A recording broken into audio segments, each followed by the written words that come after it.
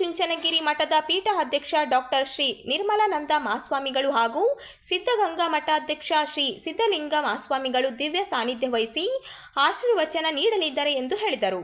ಸಮಾರಂಭದಲ್ಲಿ ಮುಖ್ಯಮಂತ್ರಿ ಡಿ.ಕೆ. ಶಿವಕುಮಾರ್ ಹಾಗೂ ಉಪಮುಖ್ಯಮಂತ್ರಿ ಜಿ. ಪರಮೇಶ್ವರ್ ಅವರನ್ನು ಆನಂದಿಸಿ ಸನ್ಮಾನಿಸುವುದರ ಜೊತೆಗೆ ಸರ್ಕಾರಿ ನೌಕರರ ಬಹುಕಾಲದ ಬೇಡಿಕೆಗಳಾದ ಹಳೆಯ ಪಿಂಚಣಿ ಯೋಜನೆ ಜಾರಿ ಹಾಗೂ ಕೇಂದ್ರ ಸರ್ಕಾರದ ಮಾದರಿಯ ವೇತನ ವ್ಯವಸ್ಥೆ ಜಾರಿಗೆ ಒತ್ತಾಯಿಸಿ ಬೃಹತ್ ಹಕ್ಕೊತ್ತಾಯ ಮಂಡಿಸಲಾಗುವುದು ಎಂದು ತಿಳಿಸಿದರು. ಬೆಂಗಳೂರಿನ ಅರಮನೆ ಮೈದಾನದ ತ್ರಿಪುರ ವಾಸಿನಿಯಲ್ಲಿ ಜುಲೈ 11ರಂದು ನಡೆಯಲಿರುವ ಕರ್ನಾಟಕ ರಾಜ್ಯ ಸರ್ಕಾರಿ ನೌಕರರ ಸಂಘದ ನಮ್ಮ ಅಭಿಮಾನದ ಅಭಿನಂದನಾ ಸಮಾರಂಭದಲ್ಲಿ ರಾಯಚೂರು ಜಿಲ್ಲೆಯಿಂದ 15,000ಕ್ಕೂ ಹೆಚ್ಚು ಸರ್ಕಾರಿ ನೌಕರರು ಭಾಗವಹಿಸಲಿದ್ದಾರೆ ಎಂದು ಕರ್ನಾಟಕ ರಾಜ್ಯ ಸರ್ಕಾರಿ ನೌಕರರ ಸಂಘದ ಜಿಲ್ಲಾಧ್ಯಕ್ಷ ಹಾಗೂ ವಿಭಾಗೀಯ ಉಪಾಧ್ಯಕ್ಷ ಕೃಷ್ಣ ಶಾವಂತಗೇರಿ ಅವರು ಹೇಳಿದರು. ಅವರಿಂದು ನಗರದ ಸುದ್ದಿಗಾರರೊಂದಿಗೆ ಮಾತನಾಡಿ, ರಾಜ್ಯದ 6 ಲಕ್ಷಕ್ಕೂ ಹೆಚ್ಚು ಸರ್ಕಾರಿ ನೌಕರರನ್ನು ಪ್ರತಿನಿಧಿಸುವ ಬೆಂಗಳೂರು ಅರಮನೆ ಮೈದಾನದಲ್ಲಿ ನಮ್ಮ ಅಭಿಮಾನದ ಅಭಿನಂದನಾ ಸಮಾರಂಭ ರಾಜ್ಯ ಘಟಕದ ವತಿಯಿಂದ ನಮ್ಮ ನಲ್ಮೆಯ ಕ್ರಿಯಾಶೀಲ ರಾಜ್ಯಾಧ್ಯಕ್ಷರಾಗಿರ್ತಕ್ಕಂಥ CS ಷಡಾಕ್ಷರಿಯವರ ಒಂದು ನೇತೃತ್ವದಲ್ಲಿ ಕರ್ನಾಟಕ ರಾಜ್ಯ ಸರ್ಕಾರಿ ನೌಕರರ ಸಂಘ ನಮ್ಮ ಅಭಿಮಾನದ ಅಭಿನಂದನೆ ಅಂತೇಳಿ ಮಾನ್ಯ ಮುಖ್ಯಮಂತ್ರಿಗಳಿಗೆ ಹಾಗೂ ಮಾನ್ಯ ಉಪಮುಖ್ಯಮಂತ್ರಿಗಳಿಗೆ ಅರಮನೆ ಮೈದಾನದಲ್ಲಿ ನಡೆಯಲಿದೆ. ಈ ಒಂದು ಕಾರ್ಯಕ್ರಮ ಬಹಳ ವಿಶೇಷವಾಗಿ ಪ್ರತಿ ವರ್ಷವೂ ಕೂಡ ಪ್ರತಿ ಸಲವೂ ಯಾರು ನೂತನವಾಗಿ ಮುಖ್ಯಮಂತ್ರಿಗಳು ಆಯ್ಕೆ ಆಗ್ತಾರೆ ಅವರಿಗೆ ಅಭಿನಂದನೆಯನ್ನು ಸಲ್ಲಿಸೋದು ಕರ್ನಾಟಕ ರಾಜ್ಯ ಸರ್ಕಾರಿ ನೌಕರರ ಸಂಘದ ವಾಡಿಕೆ ಇದೆ ಸರ್.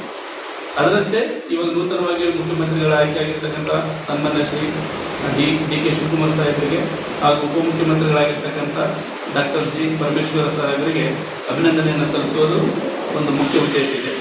ಆ ಒಂದು ಅಭಿನಂದನಾ ಸಮಾರಂಭದಲ್ಲಿ ನಮ್ಮ ಒಂದು ಸರ್ಕಾರಿ ನೌಕರರ ಬಹುಮುಖ್ಯ ಬೇಡಿಕೆಗಳ ಒಂದು ಹಕ್ಕೊತ್ತಾಯ ಏನೆಂದರೆ ನಡೀತಾ ಇದೆ. ಮೊದಲನೇದಾಗಿ NPS ಅನ್ನು ಹೋಗಲಾಡಿಸಿ OPS ಅನ್ನು ಜಾರಿಗೊಳಿಸುವುದು. ಕಾಂಗ್ರೆಸ್ ಸರ್ಕಾರ ಇದೇ ಚುನಾವಣೆಯಲ್ಲಿ ಪ್ರಣಾಳಿಕೆಯಲ್ಲಿ ಘೋಷಿಸಿದಂತೆ ಅವರು NPS ಅನ್ನು ಹೋಗಲಾಡಿಸಿ ಏನೆಂದರೆ OPS ಅನ್ನು ಜಾರಿಗೊಳಿಸುವುದು ಅಂತೇಳಿ ಅವರು ಪ್ರಣಾಳಿಕೆಯಲ್ಲಿ ಘೋಷಣೆ ಮಾಡಿದರು. ನಾವು ಮಾನ್ಯ ಮುಖ್ಯಮಂತ್ರಿಗಳ ಅಭಿನಂದನೆ ಸಲ್ಲಿಸೋದ್ರ ಜೊತೆಗೆ ಅವರಿಗೆ ಈ ಹಕ್ಕೊತ್ತಾಯವನ್ನು ನಾವು ಮಾಡಿದ್ದೇವೆ, OPS ಅನ್ನು ಜಾರಿಗೊಳಿಸಿದೆ ಅಂತೇಳಿ. ನಂತರದಲ್ಲಿ 7ನೇ ವೇತನ ಏನೆಂದರೆ ಜಾರಿಯಾಗಿರ್ತಕ್ಕಂಥ ಒಂದು ಸಂದರ್ಭದಲ್ಲಿ ಆ ಒಂದು ರಿಪೋರ್ಟಲ್ಲಿ ಒಂದು ಮಾಹಿತಿ ಇತ್ತು, ಕೇಂದ್ರ ಮಾದರಿ ವೇತನವನ್ನು ರಾಜ್ಯ ಸರ್ಕಾರಿ ನೌಕರರಿಗೂ ಕೂಡ ಏನಾದರೂ ಜಾರಿಗೊಳಿಸಬೇಕಂತೇಳಿ. ಹಾಗಾಗಿ ನಮ್ಮ ರಾಜ್ಯ ಸರ್ಕಾರದ ಎಲ್ಲ ನೌಕರರಿಗೆ ಕೇಂದ್ರ ಮಾದರಿ ವೇತನದಲ್ಲಿ ವೇತನವನ್ನು ನೀಡಬೇಕು ಅಂತೇಳಿ ಈ ಬಹುಮುಖ್ಯ ಬೇಡಿಕೆಗಳನ್ನು ಇಟ್ಟುಕೊಂಡು ನಮ್ಮ ಮಾನ್ಯ ಮುಖ್ಯಮಂತ್ರಿಗಳಿಗೆ ಅಭಿನಂದನೆ ಸಲ್ಲಿಸೋದ್ರ ಜೊತೆಗೆ ಹಕ್ಕೊತ್ತಾಯವನ್ನು ನಾವು ಮಾಡಿದ್ದೇವೆ ಸರ್. ಈ ಒಂದು ಸಮಾರಂಭದಲ್ಲಿ ಸುಮಾರು 25,000ಕ್ಕಿಂತ ಹೆಚ್ಚು ಸರ್ಕಾರಿ ನೌಕರರು ಅರಮನೆ ಮೈದಾನದಲ್ಲಿ ಭಾಗವಹಿಸ್ತಾ ಇದ್ದಾರೆ. ನಮ್ಮ ಜಿಲ್ಲೆಯಲ್ಲಿ ಸುಮಾರು 1500ಕ್ಕಿಂತ ಹೆಚ್ಚು ಸರ್ಕಾರಿ ನೌಕರರು ಈ ಒಂದು ಸಮಾರಂಭಕ್ಕೆ ನಾವು ತೆರಳಿದ್ದೇವೆ.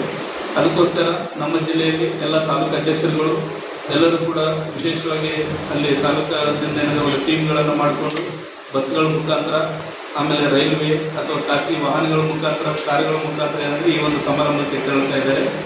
ನಮ್ಮ ರಾಯಚೂರು ಹೇಳೋದಾದರೆ 1500 ಜನಕ್ಕಿಂತ ಹೆಚ್ಚು ಏನಾದರೂ ನೌಕರರು ಭಾಗವಹಿಸುವ ಒಂದು ವ್ಯವಸ್ಥೆ.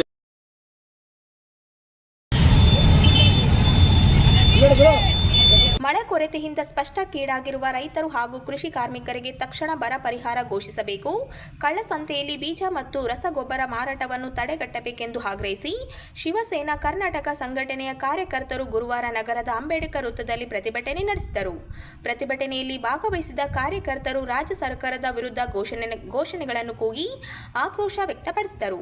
ಮಳೆ ಅಭಾವದಿಂದ ರೈತರು ಮತ್ತು ಕೃಷಿ ಕಾರ್ಮಿಕರು ತೀವ್ರ ಸಂಕಷ್ಟ ಎದುರಿಸುತ್ತಿದ್ದು, ಸರ್ಕಾರ ಕೂಡಲೇ ಬರ ಪೀಡಿತ ಪ್ರದೇಶಗಳನ್ನು ಗುರುತಿಸಿ ವಿಶೇಷ ಅಧಿಕಾರಿಗಳನ್ನು ನೇಮಿಸಿ ಸ್ಥಳ ಪರಿಶೀಲನೆ ನಡೆಸಬೇಕೆಂದು ಒತ್ತಾಯಿಸಿದರು. ಬರ ಪೀಡಿತ ರೈತರಿಗೆ ವಿಶೇಷ ಪರಿಹಾರ ಪ್ಯಾಕೇಜ್, ಉಚಿತ ಪಡಿತರ, ಬೆಳೆ ಸಾಲ ಮನ್ನಾ ಸೇರಿದಂತೆ ಅಗತ್ಯ ನೆರವು ನೀಡಬೇಕು. ಅಲ್ಲದೆ ಮಳೆ ಬಂದಿರುವ ಪ್ರದೇಶಗಳಲ್ಲಿ ಬಿತ್ತನೆ ಬೀಜ ಹಾಗೂ ರಸಗೊಬ್ಬರದ ಕೃತಕ ಅಭಾವ ಸೃಷ್ಟಿಸಿ ಕಳ್ಳಸಂತೆಯಲ್ಲಿ ಮಾರಾಟ ಮಾಡುತ್ತಿರುವವರ ವಿರುದ್ಧ ಕಠಿಣ ಕ್ರಮ ಕೈಗೊಳ್ಳಬೇಕು. ಇಂತಹ ಅಕ್ರಮಗಳನ್ನು ತಡೆಯಲು ವಿಶೇಷ ಟಾಸ್ಕ್ ಫೋರ್ಸ್ ರಚಿಸಬೇಕೆಂದು ಆಗ್ರಹಿಸಿದರು.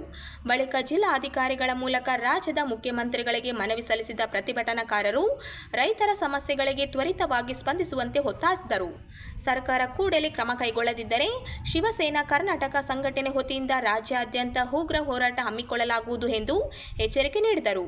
ಈ ಸಂದರ್ಭದಲ್ಲಿ ಶಿವಸೇನಾ ಗ್ರಾಮಾಂತರ ಜಿಲ್ಲಾಧ್ಯಕ್ಷ ಸಂತೋಷ್ ಗೌಡ ಗುಡಿ, ಯುವ ಸೇನಾ ಜಿಲ್ಲಾಧ್ಯಕ್ಷ ಹರೀಶ್ ಮಡಿವಾಳ, ಪ್ರಭು ಮಡಿವಾಳ, ಸಂತೋಷ್ ಗುಡಿ, ಬಾಬು, ಗಣೇಶ್, ನರೇಶ್, ದುರ್ಗಾ, ವೇಣುಗೋಪಾಲ್ ಸೇರಿದಂತೆ ಸಂಘಟನೆಯ ಪದಾಧಿಕಾರಿಗಳು ಹಾಗೂ ಕಾರ್ಯಕರ್ತರು ಉಪಸ್ಥಿತರಿದ್ದರು.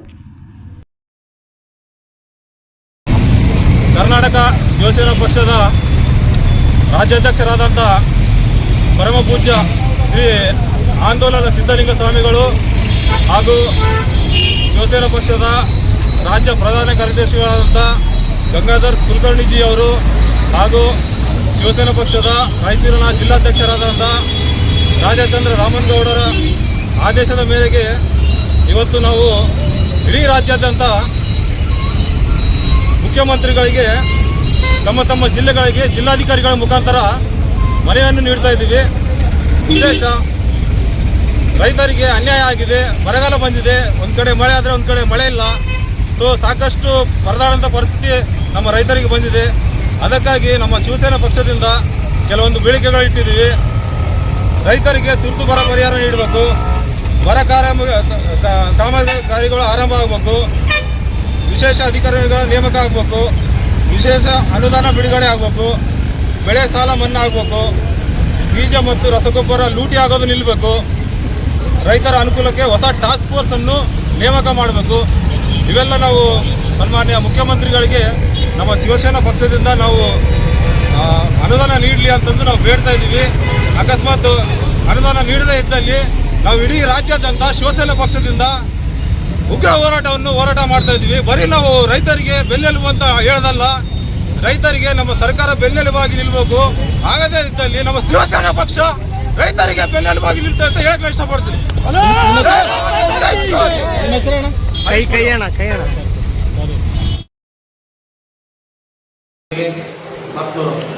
ಕಲ್ಯಾಣ ಕರ್ನಾಟಕ ಭಾಗದ ಹಿರಿಯ ಕಾಂಗ್ರೆಸ್ ಮುಖಂಡ ಹಾಗೂ ವಿಧಾನ ಪರಿಷತ್ ಸದಸ್ಯ ಎ ವಸಂತ್ ಕುಮಾರ್ ಅವರಿಗೆ ರಾಜ್ಯ ಸಚಿವ ಸಂಪುಟದಲ್ಲಿ ಸ್ಥಾನ ನೀಡಿ ರಾಯಚೂರು ಜಿಲ್ಲೆಗೆ ಸಮರ್ಪಕ ಪ್ರಾತಿನಿಧ್ಯ ಕಲ್ಪಿಸಬೇಕು ಎಂದು ಸಣ್ಣ ಬಾಬು ಆಗ್ರಹಿಸಿದರು. ಅವರಿಂದು ನಗರದ ಸುದ್ದಿಗಾರರೊಂದಿಗೆ ಮಾತನಾಡಿ, ಪಕ್ಷ ಸಂಘಟನೆಗೆ ಹಲವು ವರ್ಷಗಳಿಂದ ಎ ವಸಂತ್ ಕುಮಾರ್ ಸಲ್ಲಿಸಿರುವ ಸೇವೆ, ಆಡಳಿತಾತ್ಮಕ ಅನುಭವ ಹಾಗೂ ಜನಪರ ಕಾರ್ಯಗಳನ್ನು ಪರಿಗಣಿಸಿ ಅವರಿಗೆ ಸಚಿವ ಸ್ಥಾನ ನೀಡಬೇಕು ಎಂದು ಒತ್ತಾಯಿಸಿದರು. ಕಲ್ಯಾಣ ಕರ್ನಾಟಕ ಭಾಗದ ಅಭಿವೃದ್ಧಿಗೆ ಅವರ ನಾಯಕತ್ವ ಅಗತ್ಯವಾಗಿದ್ದು, ಸಚಿವ ಸಂಪುಟದಲ್ಲಿ ಅವಕಾಶ ನೀಡುವುದರಿಂದ ಜಿಲ್ಲೆಯ ಅಭಿವೃದ್ಧಿಗೂ ಹೆಚ್ಚಿನ ಉತ್ತೇಜನ ದೊರೆಯಲಿದೆ ಎಂದರು. ಈ ಹಿನ್ನೆಲೆಯಲ್ಲಿ ನಗರದ 35 ವಾರ್ಡ್ಗಳಲ್ಲಿ ವಿಶೇಷ ರಕ್ತದಾನ ಅಭಿಯಾನ ಹಮ್ಮಿಕೊಳ್ಳಲಾಗಿದ್ದು, ರಕ್ತದಾನ ಮಾಡುವುದರೊಂದಿಗೆ ತಮ್ಮ ರಕ್ತದಲ್ಲೇ ಪತ್ರ ಬರೆಯುವ ಮೂಲಕ ಮನವಿ ಮಾಡಲಾಗುವುದು ಎಂದರು. ಕಲ್ಯಾಣ ಕರ್ನಾಟಕ ಭಾಗದಲ್ಲಿ ನಮ್ಮ ಎ ವಸಂತ್ ಕುಮಾರ್ ಅವರು ಕಾಂಗ್ರೆಸ್ ಪಕ್ಷಕ್ಕೆ ನಿಷ್ಠವಾಗಿ ದುಡಿದಿದ್ದಾರೆ. ಆ ಪಕ್ಷವನ್ನು ಕಟ್ಟಿ ನಮ್ಮ ಕಲ್ಯಾಣ ಕರ್ನಾಟಕದಲ್ಲಿ ಪಕ್ಷವನ್ನು ಕಟ್ಟಿ ಈ ಕೊಡುಗೆಯನ್ನು ಕಾಂಗ್ರೆಸ್ ಪಕ್ಷಕ್ಕೆ ಬಹಳಷ್ಟು ಶ್ರಮಪಟ್ಟಿದ್ದಾರೆ.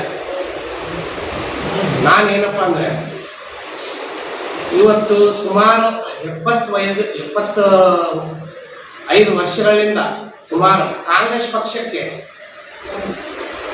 ಸತತವಾಗಿ ಸೇವೆ ಸಲ್ಲಿಸ್ತಾ ಬಂದಿದ್ದಾರೆ ನಮ್ಮ ದಲಿತರು. ಆದರೂ ದಲಿತರಿಗೆ ಸಿಎಂ ಸ್ಥಾನ ನೀಡಲಿಲ್ಲ ಮತ್ತು ಈ ನಮ್ಮ ಹಿಂದುಳಿದ ಕಲ್ಯಾಣ ಕರ್ನಾಟಕ ಭಾಗದಲ್ಲಿ ನಮ್ಮ ದಲಿತರಿಗೆ ಎ ವಸಂತ್ ಕುಮಾರ್ ಸಾಹೇಬರಿಗೆ ಸಚಿವ ಸ್ಥಾನ ನೀಡಬೇಕಂತ ನನ್ನ ಆಗ್ರಹ. 35 ವಾರ್ಡ್ಗಳಲ್ಲಿ ರಕ್ತದಾನ ಒಂದು ಪ್ರಾಣ ಉಳಿಸುವಂತ ಪರವಾಗಿ ಮತ್ತು ಡಾಲಿ ಧನಂಜಯ ಅವರ ನಿರ್ಮಾಣದಲ್ಲಿ ಪೂರ್ಣಚಂದ್ರ ಮೈಸೂರು ನಿರ್ದೇಶನದ ಕುಟುಂಬ ಸಮೇತರಾಗಿ ವೀಕ್ಷಿಸಬಹುದಾದ ಮದರ್ ಪ್ರಾಮಿಸ್ ಕನ್ನಡ ಚಲನಚಿತ್ರವು ಜುಲೈ 10ರಂದು ರಾಜ್ಯಾದ್ಯಂತ ಬಿಡುಗಡೆಯಾಗುತ್ತಿದ್ದು, ಜಿಲ್ಲೆಯ ಸಿನಿ ಪ್ರೇಮಿಗಳು ಚಿತ್ರವನ್ನು ವೀಕ್ಷಿಸಿ ಜಿಲ್ಲೆಯ ಪ್ರತಿಭೆಗೆ ಪ್ರೋತ್ಸಾಹಿಸಬೇಕೆಂದು ಶರಣಬಸವ ಮನವಿ ಮಾಡಿದರು. ನಗರದ ಪತ್ರಿಕಾ ಭವನದಲ್ಲಿ ನಡೆದ ಸುದ್ದಿಗೋಷ್ಠಿಯಲ್ಲಿ ಮಾತನಾಡಿದ ಅವರು, ಈ ಚಿತ್ರವು ಮನೋರಂಜನೆಯೊಂದಿಗೆ ಉತ್ತಮ ಸಂದೇಶ ಸಾರುವ ಕುಟುಂಬ ಕಥಾಹಂದರ ಹೊಂದಿದ್ದು, ಎಲ್ಲ ವರ್ಗದ ಪ್ರೇಕ್ಷಕರನ್ನು ಸೆಳೆಯುವ ಗುಣಮಟ್ಟದ ಚಿತ್ರ ನೆರವಾಗಿದೆ ಎಂದರು. ಚಿತ್ರದಲ್ಲಿ ರಾಯಚೂರಿನ ಬಹುಮುಖ ಪ್ರತಿಭೆ ನಟ ಹಾಗೂ ರಂಗ ನಿರ್ದೇಶಕ ಡಿಂಗ್ರಿ ನರೇಶ್ ಅವರು ಶೇರ್ವಾ ಎಂಬ ಪ್ರಮುಖ ಪಾತ್ರದಲ್ಲಿ ಅಭಿನಯಿಸಿದ್ದಾರೆ. ಜಿಲ್ಲೆಯ ಕಲಾವಿದರೊಬ್ಬರು ಕನ್ನಡ ಚಿತ್ರರಂಗದಲ್ಲಿ ತಮ್ಮದೇ ಆದ ಛಾಪು ಮೂಡಿಸುತ್ತಿರುವುದು ರಾಯಚೂರಿಗೆ ಹೆಮ್ಮೆಯ ಸಂಗತಿ. ಇಂತಹ ಪ್ರತಿಭೆಗಳನ್ನು ಬೆಂಬಲಿಸುವ ಜವಾಬ್ದಾರಿ ಜಿಲ್ಲೆಯ ಜನರ ಮೇಲಿದೆ ಎಂದು ಹೇಳಿದರು. ಜುಲೈ 10ರಂದು ಬಿಡುಗಡೆಯಾಗುವ ಮದರ್ ಪ್ರಾಮಿಸ್ ಚಿತ್ರವನ್ನು ಜಿಲ್ಲೆಯ ಪ್ರತಿಯೊಬ್ಬರು ಚಿತ್ರಮಂದಿರಕ್ಕೆ ತೆರಳಿ ವೀಕ್ಷಿಸಿ ಡಿಂಗ್ರಿ ನರೇಶ್ ಸೇರಿದಂತೆ ಚಿತ್ರತಂಡಕ್ಕೆ ಪ್ರೋತ್ಸಾಹ ನೀಡುವಂತೆ ಮನವಿ ಮಾಡಿದರು. ಈ ಭಾಗದ ಒಬ್ಬ ನಟನಾಗಿ ಬಹಳಷ್ಟು ಹೆಸರು ಮಾಡಿರ್ತಕ್ಕಂಥ ಡಿಂಗ್ರಿ ನರೇಶ್ ಅವರನ್ನ ಈ ಜಿಲ್ಲೆಯ ಜನರು ಪ್ರೋತ್ಸಾಹಿಸಬೇಕು. ಇನ್ನು ಹಂತ ಹಂತವಾಗಿ ಈ ಭಾಗದ ನಟರು ಸಿನಿಮಾಗಳಲ್ಲಿ ರಂಗಭೂಮಿಯಲ್ಲಿ ಮಿಂಚಬೇಕು, ಇಡೀ ರಾಜ್ಯಾದ್ಯಂತ ಹೆಸರು ಮಾಡಬೇಕಂತೇಳಿ ಬಹಳಷ್ಟು ಕಷ್ಟಪಡ್ತಿದ್ದಾರೆ. ಅದಕ್ಕೋಸ್ಕರ ಈ ರಾಯಚೂರಿನ ಜನ ನಾವೆಲ್ಲರೂ ಸೇರಿ ಈ ಮೂವಿಯನ್ನ ವೀಕ್ಷಣೆ ಮಾಡಿ ಒಂದು ಒಳ್ಳೆಯ ಸಂದೇಶವನ್ನು ಪಡ್ಕೊಳ್ಬೇಕಂತೇಳಿ ಕೇಳ್ಕೊಳ್ತಿದ್ದೇವೆ. ಈ ಸಿನಿಮಾದ ಜನಮುಖ್ಯ ಭೂಮಿಕೆಯಲ್ಲಿ ಅದರಲ್ಲಿ ನಮ್ಮ ರಾಯಚೂರಿನ ಬಹುಮುಖಿ ಪ್ರತಿಭೆ ನಟ ರಂಗ ನಿರ್ದೇಶಕ ಡಿಂಗ್ರಿ ನರೇಶ್ ಕೂಡ ಶೇರ್ವಾ ಎನ್ನುವ ಪಾತ್ರದಲ್ಲಿ ಕಾಣಿಸಿಕೊಂಡಿದ್ದಾರೆ. ನಮ್ಮ ಜಿಲ್ಲೆಯ ಪ್ರತಿಭೆ ಕನ್ನಡ ಚಲನಚಿತ್ರರಂಗದಲ್ಲಿ ಗುರುತಿಸಿಕೊಳ್ಳುತ್ತಿರುವುದು ನಮ್ಮ ಜಿಲ್ಲೆಗೆ ಹೆಮ್ಮೆಯ ವಿಷಯ. ಈ ಜಿಲ್ಲೆಯ ಪ್ರತಿಭೆ ಇರುವ ವ್ಯಕ್ತಿ ಡಿಂಗ್ರಿ ನರೇಶ್ ಅವರು ಸಿನಿಮಾಗಳಲ್ಲಿ ರಾಯಚೂರಿನ ಪ್ರತಿಭೆ ಒಂದು ಬೆರಳಿಕೆಯಷ್ಟು ಮಾತ್ರ ಭಾಗವಹಿಸ್ತಾ ಇದ್ದಾರೆ ಸಿನಿಮಾ ಕ್ಷೇತ್ರದಲ್ಲಿ. ಹಾಗಾಗಿ ಇನ್ನೂ ಹೆಚ್ಚಿನ ರೀತಿಯಲ್ಲಿ ಭಾಗವಹಿಸಬೇಕು, ಸಿನಿಮಾಗಳಲ್ಲಿ ಎಲ್ರಿಗೂ ಅವಕಾಶ ಸಿಗಬೇಕು. ಈ ಭಾಗ ಇರ್ತಕ್ಕಂಥ ಕಲ್ಯಾಣ ಕರ್ನಾಟಕ ರಾಯಚೂರು ಎಲ್ರಿಗೂ ಅವಕಾಶ ಸಿಗಬೇಕು ಅನ್ನೋ ನಿಟ್ಟಿನಲ್ಲಿ ನಾವುಗಳು ಜನರಲ್ಲಿ ಈ ರಾಯಚೂರಿನ ನಾಗರಿಕರಲ್ಲಿ ಮನವಿ ಮಾಡ್ಕೊಳ್ತಾ ಇದ್ದೀವಿ.